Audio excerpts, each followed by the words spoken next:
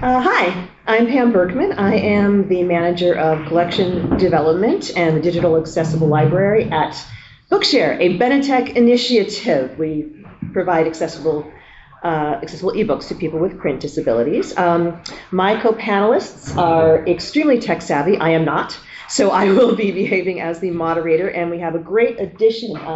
Rick Treitman has agreed to join us. We're very fortunate to have him, and so both he and Zoya will be representing Adobe. So I'm going to kick it off and just hand it over to the panel to begin.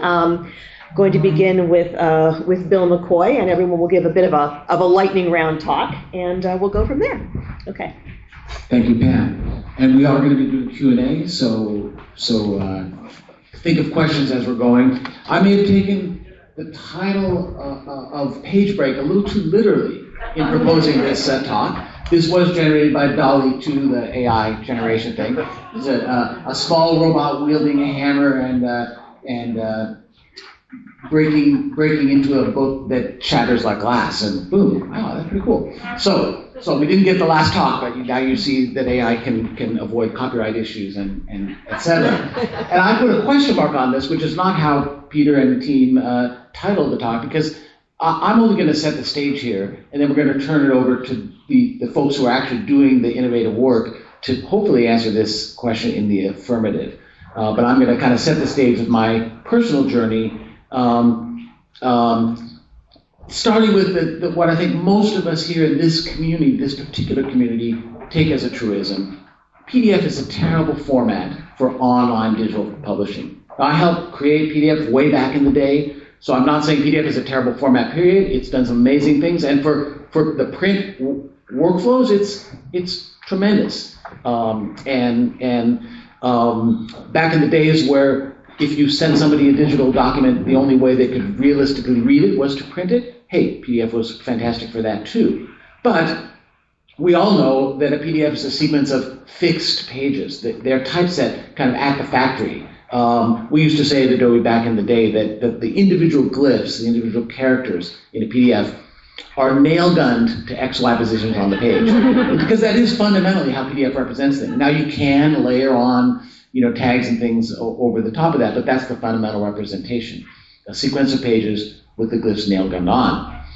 As a result, it's often unreadable on your small screen devices because it doesn't naturally reflow. As a result, it's poorly accessible. We have done many, many talks focusing just on this bullet, like PDF's terrible for accessibility, please don't use it.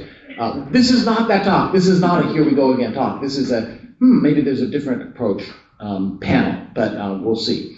The user engagement, when you put a link to a PDF on your website that you may have paid really good money to attract visitors to, visitors you're hoping to convert in some fashion into members, users, customers, they click on a link to a PDF, they're gone.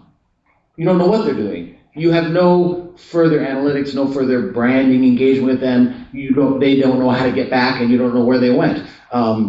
It's not what an online publisher wants.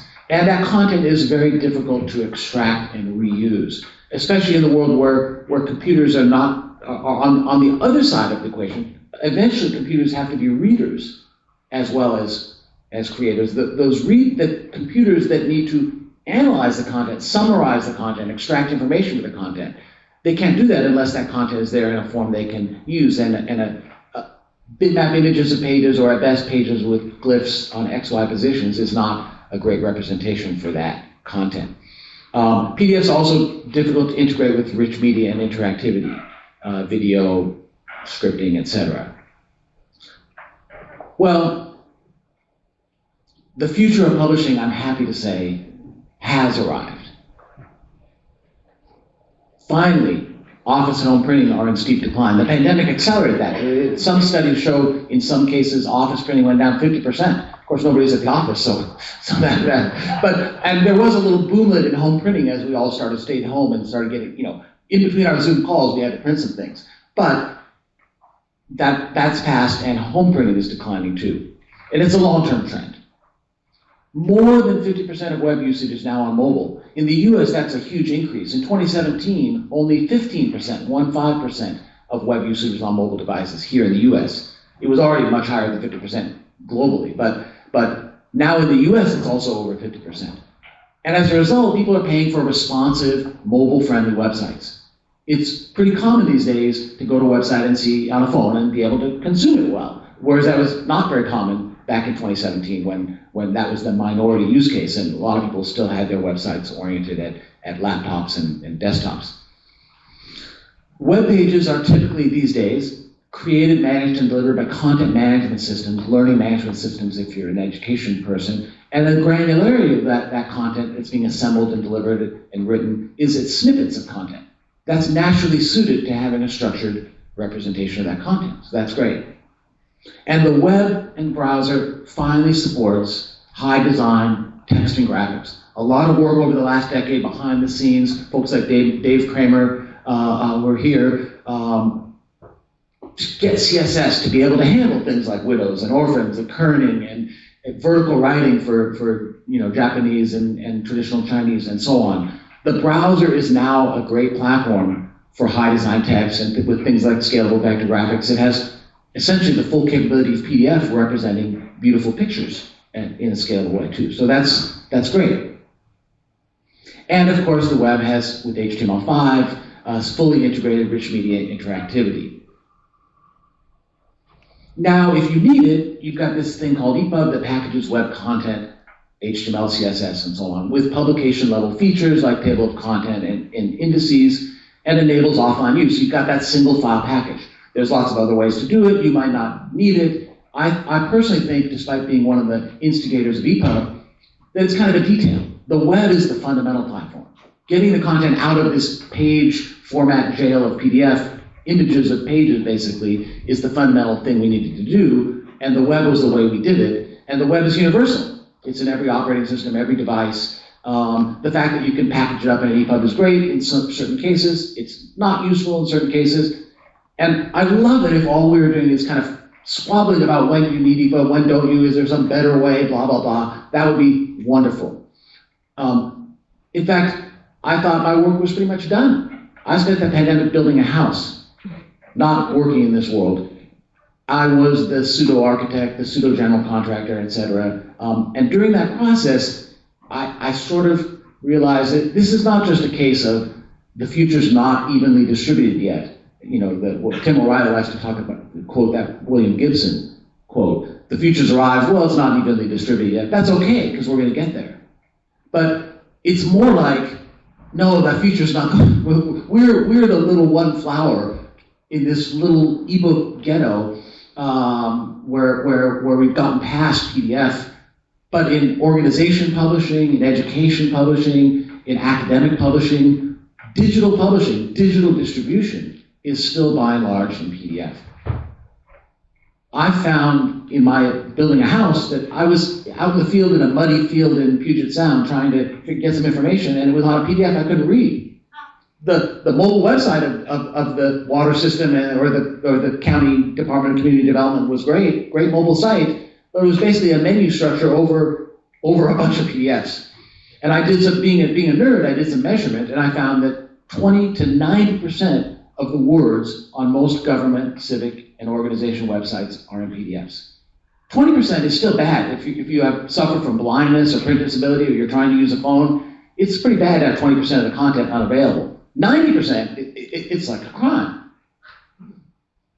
Responsive mobile websites, like I say, they're just fancy menu systems for accessing PDFs in a lot of cases. Instructional materials are frequently PDF. As a public service announcement, I want to promote Microsoft's TEALS, T-E-A-L-S, which is a program that gets tech folks to volunteer to help teach computer science with teachers that are certificated but don't know how to teach computer science. More than half of the high schools in this country don't teach a single computer science class. More than half. Even in Santa Clara County, Silicon Valley, a third of the high schools don't have a CS class. And guess what? They're not in Los Altos Hills. Those are the third that are in lower income areas where people are disadvantaged. And guess what? It's folks that inequality, that CS is not there. So Microsoft has a great program that'll, if you have a few extra hours a week, help pair you up with folks who again, are teachers that need help learn how to teach computer science, and it's great. I'm having a great time. And it's a wonderful platform that's involved. We're using Google Chromebooks and Google Classroom. We're using a tiny bit of Microsoft technology for online class notebooks. All the content's in the cloud. The computing environment's all browser-based. It's super cool. We have flipped learning and hybrid learning. But our handouts, our project assignments, the reference manual for the programming environment, the cheat sheets, they're all PDFs. They're links to all this fancy online stuff. A plurality of the content the students need is still PDFs. Now, at least they have Chromebooks. Okay, they can kind of read it, but it's just, really? It's 2022? We're still stuck with like a lot of this stuff in PDF. We know academic papers are typically shared as PDFs. We already heard from Adam and others about the preprint servers that are actually making that worse. At least the old slow journal workflow got HTML and XML out of the pipe. Now, and they started with Microsoft DocX, which is a little better as a structured format than PDF, or substantially better in most cases. But now, and then, PDFs are still the most common way professors are sharing that information. And we all know EPUB has been a great success in a tiny little pond of trade ebooks. Even the world of book publishing, EPUB is used only in a part of it. And outside of book publishing, frankly, most people don't know what EPUB is. The most amazing example of the best instance of EPUB's prevalence is the export EPUB option in Google Docs. It's one of the 7 formats you can download to. I tried to get Google to tell me how often that's used, and they kind of embarrassedly refused to say. I suspect it's indistinguishable statistically from random error, that people accidentally hit that when they really meant to say it as PDF, which is what people always do, including myself. If I'm going to share, the thing I write that I have to submit to the county, well, for my building permit, it's going to be a PDF. So I think that it gives them good accessibility credit, and I'm super glad they did it. But let's face it, EPUB and HTML publishing in general is not displacing these uses of PDFs that are ongoing. And I think there's good reasons for that. Really, there are actual reasons for that. It's not just like the QWERTY keyboard where we're stuck with it because there are better things and it's just too late. But I think PDF is so easy for knowledge workers to create and publish from any content, right? That was the original value proposition we had at Adobe back in the day. It's simply the path of least resistance. And because of that print fidelity, because of the fact that you can get it from any app easily, that's not going to change. And it gives you that author-determined style and branding, which even if you aren't going to print, is still valuable. How many of us during the pandemic OCR'd a menu at a restaurant and then found out we couldn't read it on our phone, right? I mean, guys, they're trying to sell the bacon wrapped dates. Let us figure out that that's on your menu. No, you have to pan and zoom around this terrible PDF. It's because some graphic designer that they hired to make their menu, they really like it to look that way, right? And related to that is that fact that the PDF is, we all know and trust it as a document of record. It's like that thing carved in stone. I mean, it feels that way. Now, we all know we can click that edit button in Acrobat Pro, and we're editing a PDF. Okay, it's not carved in stone, but it feels that way, as opposed to like telling stories around the campfire, which is what kind of HTML web pages kind of feel a little bit more that way. So I think PDF's going to endure. And then the question is, well, so what do we do about it? And what I've come to the conclusion is that this is like transportation. It would be more sustainable if we got people out of cars. And we should keep trying. Just like we should keep pushing EPUB and HTML publishing, single source workflows. We shouldn't stop doing that any more than we should stop with alternative transportation. But the reality is, in a lot of places, people are going to drive around. Well, with artificial intelligence and modern machine learning frameworks, we can teach computers how to drive cars in noisy and urban environments. We can certainly teach computers how to take the content out of a PDF in reading order in a structured, reflowable manner. It's not rocket science. It's actually not that hard of a problem in a lot of ways, because we humans do it well. If you're literate, you can determine the reading order in a page of text probably better than you can drive. We do it without even thinking about it. And so my vision is that we should be working with PDF, not against PDF. It's a reality. We're stuck with it. So let's we talk in IT about the options of rip and replace or pave the cow paths. Probably many of you heard that metaphor. London, we paved the cow paths and made the roads, right? Maybe in the case of PDF, it should be wrap the cow pie. I don't know, but we're stuck with PDF. Let's make it work great. And the rest of this, the next two micro talks, we're going to showcase some work in this space and some work on the broader issues about readability beyond the fixed page. And then we're going to have a panel discussion about that. So thank you very much. And now I'm going to introduce Rick Treitman. Turn it over, sorry, to... Oh, is it me? Yeah. Sure. Yeah, Rick Treitman from Adobe, who's going to talk about some of their work. Thank you. After listening to the Gen Z presentation, being from Adobe and representing PDF, I feel a little bit like the ghost of Christmas past, but we're going to see if I can get a little younger during the talk. Do I have a...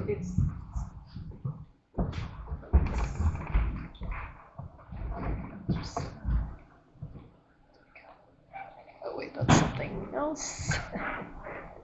Yeah. Okay, so you guys are all in publishing? We've been in this world, I think, since Gutenberg first printed this page. So I'm showing you Gutenberg's Bible, fixed format, one size fits all. And as Bill just pointed out, PDF is pretty much in the same boat, right? One size fits all, and it needs to serve everybody that tries to read it. But we're different. Zoya and I are going to be saying a lot today about reading, about individual differences and how individual differences need to be accommodated in reading. And today PDF doesn't do that a great deal. And as Bill was just alluding to, if you are in the world that needs assisted reading, like if you're blind, and we've got 43 million blind people in the world, pulling up a PDF often looks like this, because the screen reader can't read it. If you're low vision, you have the same problem. Is this really loud, or is it just because I'm up here? It's good. It's loud. All right. How's that? Better? Great. So the question is, how do we make PDFs accessible? And PDFs can be made accessible. They can be very accessible if they're properly tagged. The problem is there are trillions of PDFs out there, and 90% of them are improperly tagged. And that's why they don't work in screen readers. And that's why they're basically not, it's not a whole lot of fun to try to make them readable. So an untagged PDF is just going to show up on your screen. It's going to do what it does. And I do disagree with Bill on one thing. It is rocket science. We've been working on this problem now for over 5 years. We thought that we could solve it in 1 year using AI and machine learning. 5 years later, we're still working on it. It might even be harder than rocket science. It is not easy to take a page and figure out what's a headline, what's body text, what's a bulleted list, what's a table, particularly when the authors are doing things like using tabs to build their tables. If everybody tagged their documents while they were building them and said, this is an A head, this is a B head, this is my style, we wouldn't have any problem. But only about 10% of the PDFs out there in the world do that. So we do have a solution that we're working on. And we have at Adobe, we call our ML and AI machine Sensei. We are using Sensei to look at documents and derive the structure of the document by looking at it almost as a picture. We then take that picture and tag the document, and we can do some interesting things with it. Right now, we do have an API out there for use in beta that can auto-tag a document and help to make it much more accessible than it is today. And for any of you who are in this space and want to play with it, we invite you to come and use it, and it will remediate a lot of the accessibility issues around a PDF. And these slides are going to be available to you from the company, so you'll be able to get go to this URL, or just go to Adobe and search for AutoTag API. But let's take it another step forward. We're using the same technology to do exactly what Bill was talking about a few minutes ago, make a PDF readable on a phone. So we look at the document, we tag it, and we basically reflow it as an HTML document on your device, in this case on your phone. So here we have somebody trying to read on his phone, and as he's, what we all do when we get that PDF is start pinching and zooming and sliding around, but it basically goes, I'll pinch, I'll zoom, I'll slide around, I lost my place, I'll wait until I get to my desktop so I can read it. But what we've done now is we've introduced a mode called Liquid Mode, and this is available in Acrobat Reader for mobile devices. So if you have the latest Acrobat Reader on your phone, be it Android or iPhone, you have this ability today. It's nothing we charge for. And when you go into Liquid Mode, we use Sensei, we use our auto tagging, basically to reflow the document and turn it into an HTML experience. Now, this is where Zoya and I come in. We didn't do this. The Sensei team and the Document Cloud team at Adobe did this. But as we were doing it, we met somebody, Kathy Crowley over here from Readability Matters, who said, well, that's okay, but let's go back to this one-size-fits-all problem. We've all got, as Zoya likes to say, different eyes and different brains. How about creating an individualized reading experience from that? So we did take a step further. So you can scroll down in Liquid Mode today and get a pretty good experience. But when you go to the reading settings, you can start to individualize it. So you can now change font size, you can change intercharacter spacing and line spacing, and so you can go from a reflowed PDF to a personalized reflowed PDF. And we're just getting started on this. We believe that we now want to cater to a variety of readers. So we've been doing a lot of field work for over 3 years now, working very closely with Readability Matters. We've created a consortium around reading. We've underwritten a reading lab at the University of Central Florida. We've put together a team, sort of a community of over 100 reading researchers to look at everything from a struggling third grade reader to somebody like me whose eyes are aging, to medical professionals who need to read patient charts and get it right when they do and have no time to read it. So to talk about some of the research that we're doing in that area, I'm turning it over to my colleague Zoe Bylinskii, who will take you through some of that. Hello. So I'm just going to give you really a taste of the iceberg. We don't have time to get into the research, but I'll give you a view into my world and what we've been doing to understand the reader and their perceptive capabilities. So my background is in computer science and perception science. So I'm part of Adobe Research, and we're looking at all of these perception problems. We're understanding that as we continue our research, how deeply individualized reading can and should be. And so what Rick showed you is really also just the tip of the iceberg in the product right now. So just adjustments to the font size and the spacing we see it as just the start. And on the research side, we're trying to figure out what to prioritize and what's most important, what makes the biggest changes for different kinds of readers, whether we're working with readers who are struggling, but also proficient readers.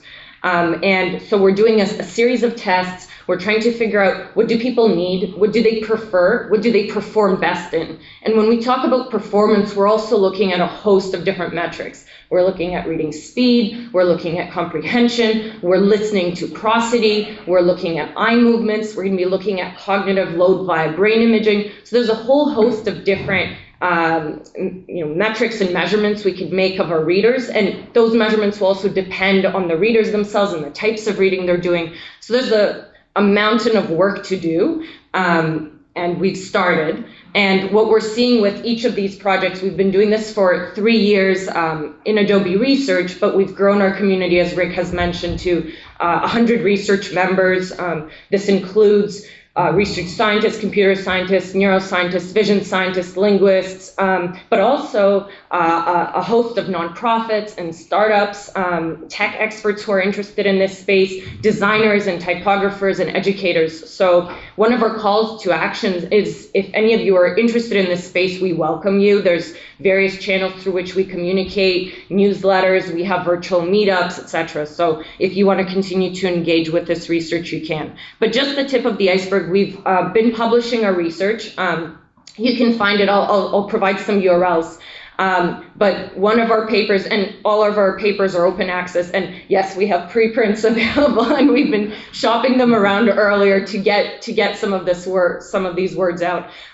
So we're finding in particular that with fonts, there's different fonts benefit different readers, and we see differences in preference, but also reading speed across age groups and across readers with and without dyslexia. And we have some blog posts about it. We have that content available in all sorts of consumable forms: blog posts, videos, scientific papers, and we give talks about it. We gather peer feedback as well. How we're testing some of this, some of the smallest scale tests we're doing is large crowdsourced studies on thousands of people where we give them reading passages to read, like they could be excerpts out of books or out of articles, where we change the format underneath and we're capturing their reading speeds. We're asking them comprehension questions, preference questions, comfort questions, and at the end of either a 5-minute session or a 30-minute session, we can hand them back a recommendation. In some cases, they can take that recommendation and ingest it straight into their apps. So today, this would be liquid mode. But we're looking towards a future where you'd have a digital eye doctor that would prescribe for you automatically what is the best format for you based on your patterns of reading. And just to show that we're also looking at tools on top that we can layer on top of the formatting. For those of you who know readers with dyslexia, you might know that reading with a reading ruler is used as a simple intervention for physical reading. And there's digital reading rulers available in various tools, but they're scattered around and sometimes hidden under accessibility menus. So we've been running research to figure out how effective are digital reading rulers for digital reading, and what should be the format and what should be the style of that reading ruler. And what's interesting is, again, we're figuring out that this is highly individualized. Even the form in which the reading ruler is shown can make a big difference to different readers in their ability to get through that page and speed up their reading and improve their comprehension. And we're looking to build that into our tools as well. And you can follow along and learn more about what we're doing at Adobe and with the research. We post all our research papers up on this website. And just a call out to something that we formed together with Readability Matters and Kathy and some of our other research partners at UCF and just recently at Google as well, as we're forming a readability consortium, and we're inviting members to join. And the point of the readability consortium is to move towards this future where we're going to better understand the reader and allow the reader to take control of some of their content and how they consume it, and pass along that across your apps, across your devices, so that from the reader perspective, your reading experience should be comfortable across all your surfaces. So with that, I'll pass it on to Lucy.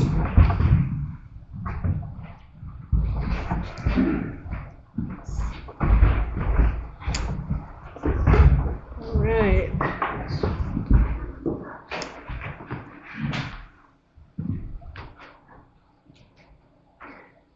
Very cool stuff. Okay, this is my laptop, so I should know how to operate it.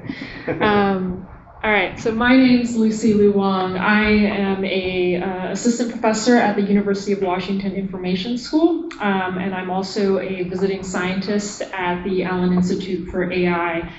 Both institutes are up in Seattle.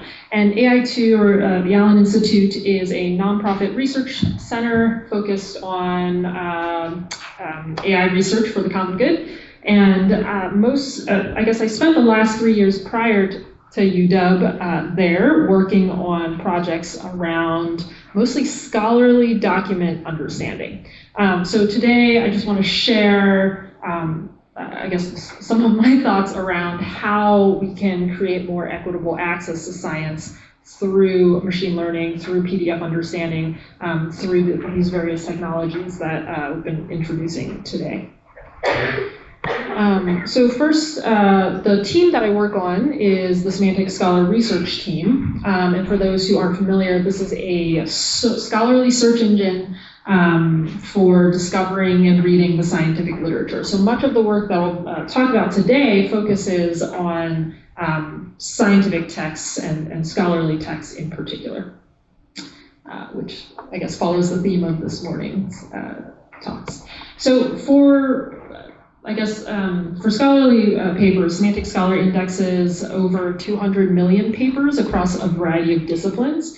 And we have access to probably around 50 million full texts. And most of these full texts, they come to us in all forms, but most of them are available in PDF. So that's what we're working with in the most case. And then we also release a lot of these AI-powered tools to support discovery, reading, writing, understanding the literature. This includes a lot of open data sets and models to sort of build a community and support the community around scholarly document processing. We also create a lot of tools around paper recommendation and augmented reading.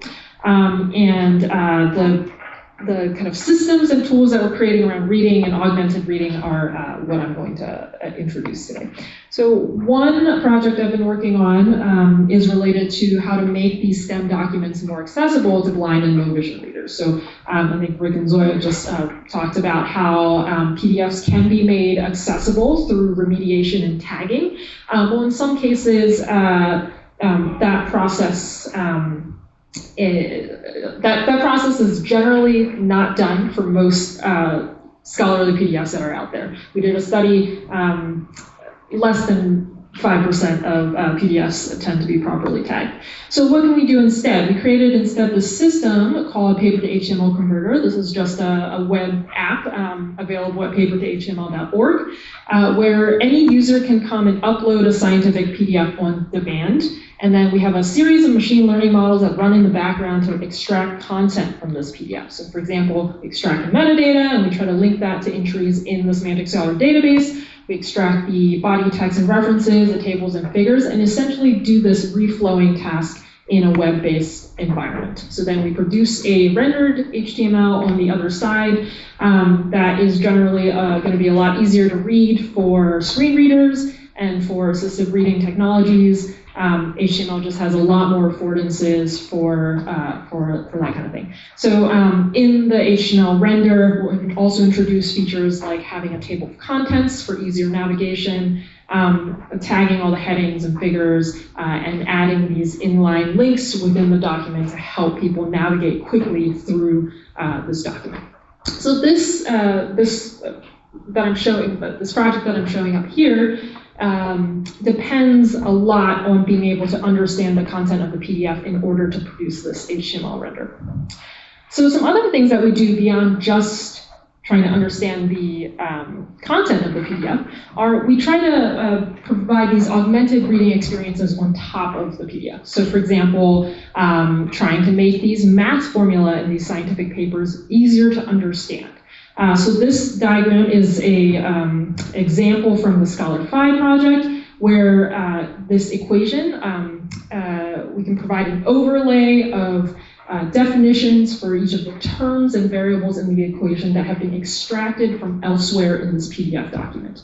And each of these variables and the subcomponents in the variable are also interactive. So you can click through to them to find out more information about them or to see other places in the document where this variable is mentioned or discussed. And this can, kind of in our evaluation, this can help users feel more confident about their understanding of the equation, and also kind of make links, make connections between this equation and other parts of the paper. Something else we try to do is to make some of these dense medical studies more accessible to non-expert readers. So this is another system called PaperPlane, and it has some features like it has this key question index of questions that we think are salient to most readers that can help help guide these readers to the appropriate parts in these very dense texts. So you can click on one of these questions, it takes you to a piece of text, and we actually also provide a machine-generated summary of the text that's a little bit easier to understand. And there's some other features in this interface, such as section-specific simplifications, as well as term definitions in place. And these are all meant to help guide the reader more quickly through these dense documents.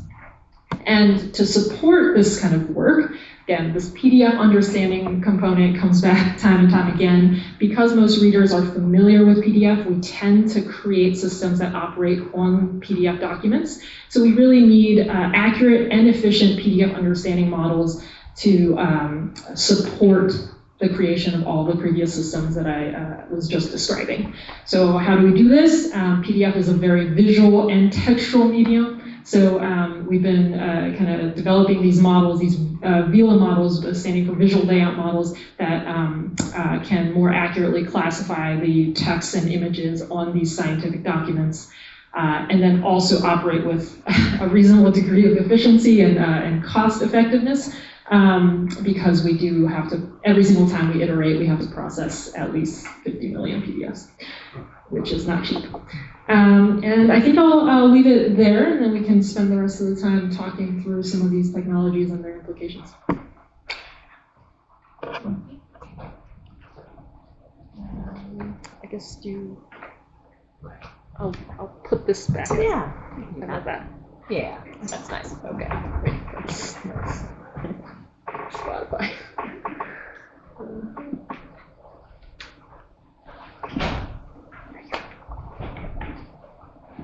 Okay.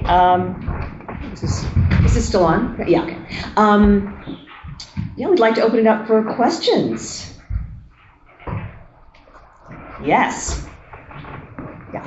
Do you need the mic or? I can just. Okay. When will that model be available for like people to play with? Which model? Viva or maybe you said that maybe it's more than one model. Yeah, so the VILA models are open source. They're available for everybody. You can find them at github.com/AllenAI/VILA. I think of all of the systems I presented today, they're all open source or openly available, except for PageBreak, which is still under review. But we will likely release that system as well, because we really do strongly believe in creating open ecosystems for people to continue to develop on these ideas.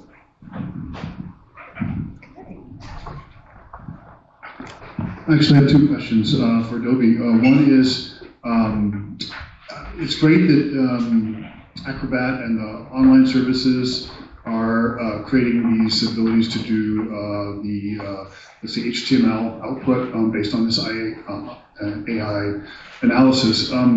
Is there any thoughts in relation to the mention of open source? Is there any thought about enabling other players in the world of documents and ebooks to be able to have similar features, like something open source or some sort of SDK? So that's one question.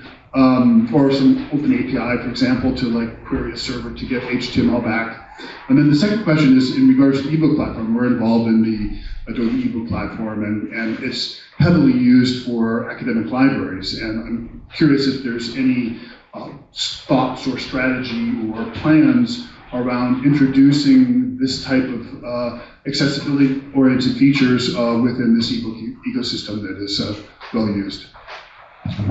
Let's see. There was a set of questions. So the API that I shared there, that API SDK is part of a whole set of document platform APIs that we are publishing and talking about.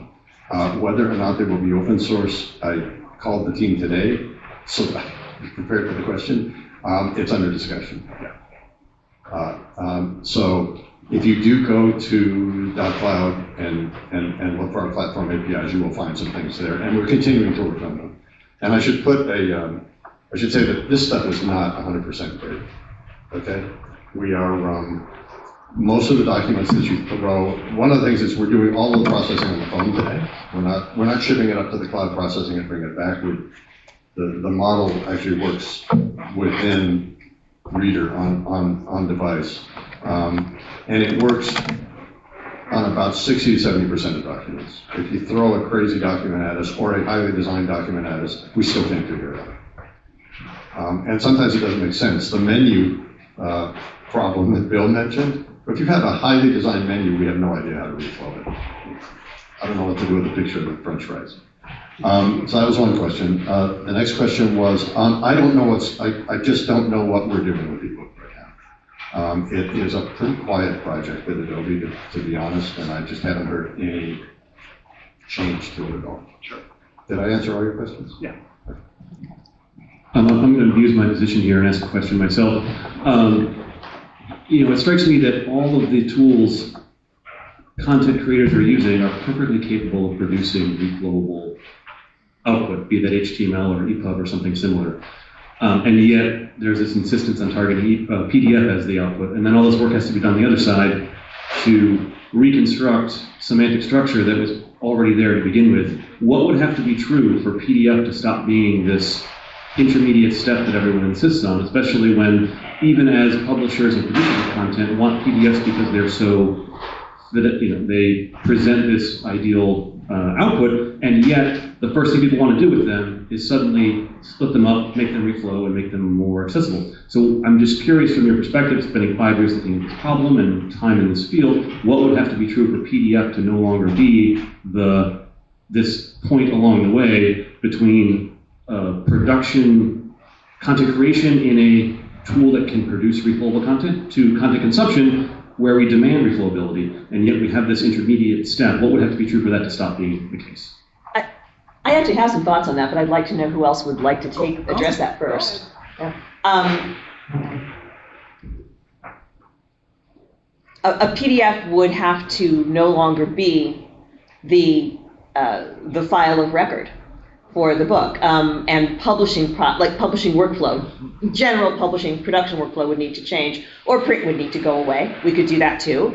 But you typically, corrections are not made in a Word doc, corrections are not made in HTML. Typically the absolute final version of a piece of content that is going to be printed by anybody, the only thing that will have every last correction, every last change, every last edit is your final PDF, because that is what you send to the printer, because that is it, right? Done, dusted, that's perfect, you guys. Print that. Anything deviates from that, we ain't paying for it, you are. So if you could use a parallel workflow, you could use a well-formed document. You have to go way upstream for those things. And actually, I have worked places that have had that kind of output, XML, Wiley, and so on, that can be diversified. I think publishers need a lot of education and help and support in learning how to do that. I will stop there because I think you all have a lot more to offer.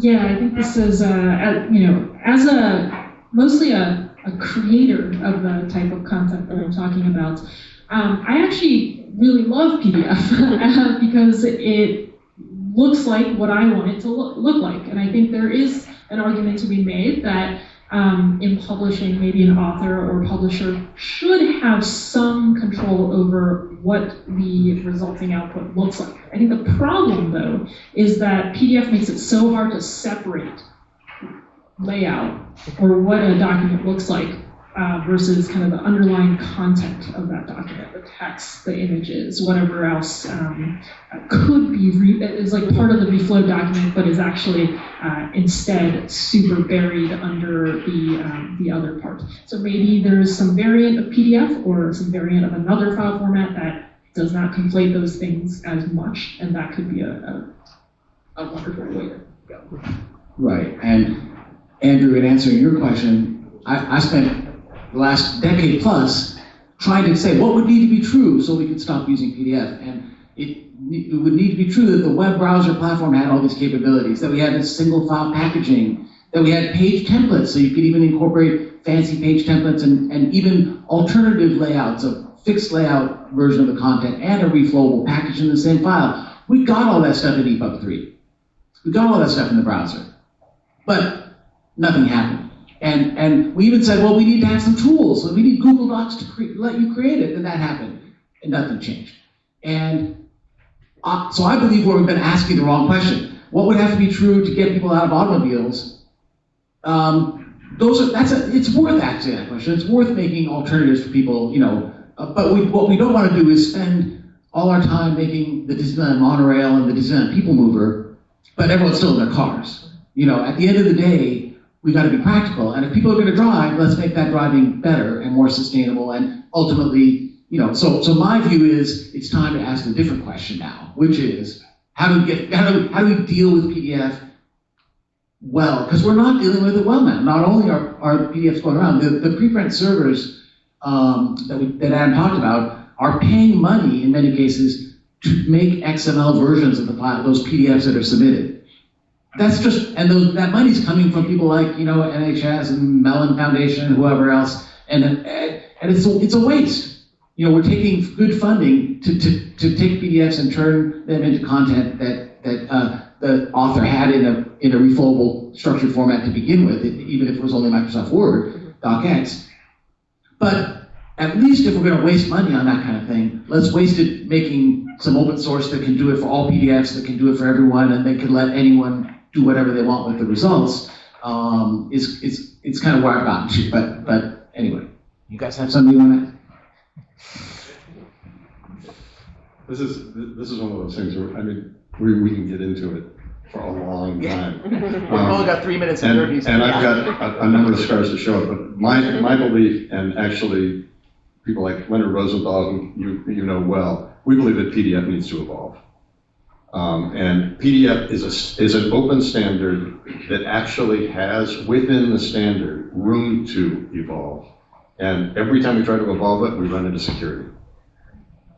And I think the same thing happened with EPUB 3. And we've got to get around it. When you start to put more, PDF is a container.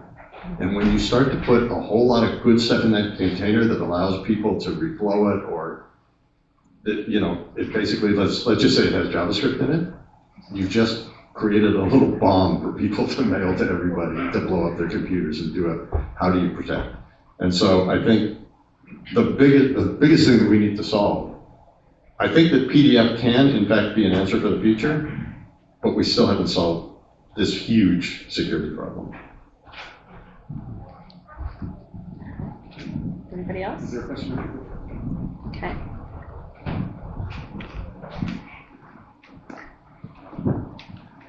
I just thought I'd ask a question following up on that. That last answer almost was what my question was, which is, it seems like there's an analogy with the years of people wishing that HTML was more annotated and had a lot of features and things like this. And we're always thinking, well, what could be different to have a world where HTML was not so awful, and that never happened.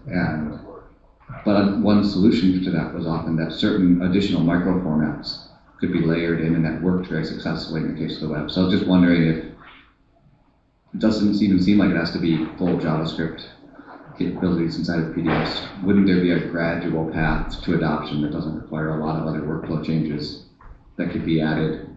And I was just wondering what since you've thought about that so much. Yeah, I just threw out JavaScript as an example of how you can hurt people when you have a container that you mail around.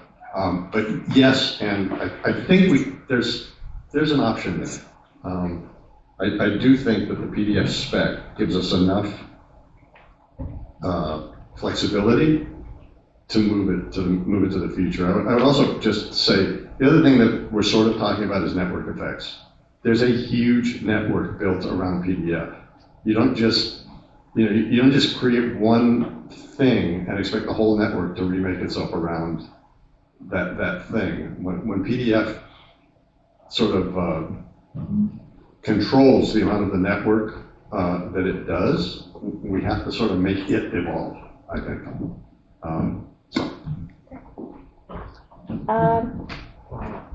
Okay, we have 17 seconds left. I don't think that's time. We get one more question? Okay, go for it. Maybe a shorter one than that. Or not. Okay, all right.